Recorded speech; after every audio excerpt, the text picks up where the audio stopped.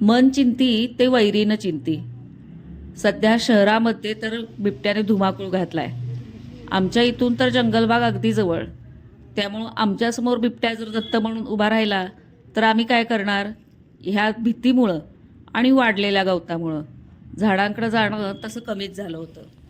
यावेळेला तण व्यवस्थापन कसं करावं ही चर्चा करण्यासाठी, जाळपट्टी कशी काढावी ही चर्चा करण्यासाठी आणि संपूर्ण झाडांचा सर्वे करण्यासाठी वनविभागाच्या काही लोकांना घेऊन आम्ही तिथे गेलो.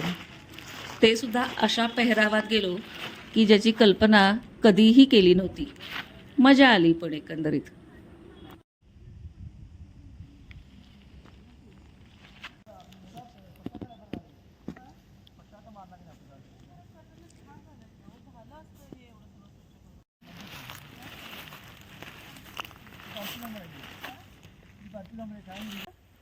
मॅडम तुम्हाला फोन करतो कधी यायचं ते. हे बघा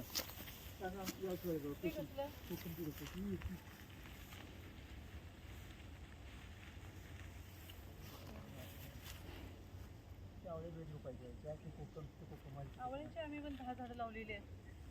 ही पाडळ पाडळ पाडळ आता काय म्हणतो बाहेर आल्यावर काढायला या इथं काही करू नका आता आणि पड्डा पडते होता ना.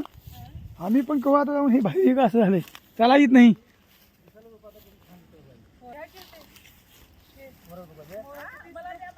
तिकडं पण आहे ते पण घ्या.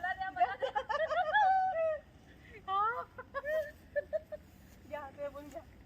डोक्यावर लावून घ्या. ते बघा अजून आहेत काय? अजून असणार करंट हे केवढं पसरलं. आता ही जगलीच करंट वगैरे थोडा.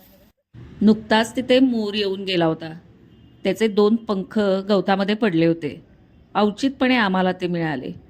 आ हा हा हा, निसर्गाचा अद्भुत चमत्कार, अद्भुत रंगसंगती, अप्रतिम सुंदर.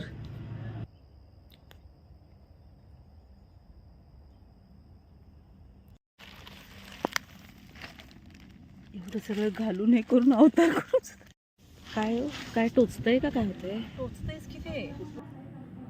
सत्य हे कल्पनेपेक्षा अद्भुत असते. अशा पद्धतीनं कधी रानावनात आम्ही हिंडू असं कधी वाटलं सुद्धा नव्हतं. ते प्रत्यक्षात अनुभवतोय. तुम्ही पण अनुभवा.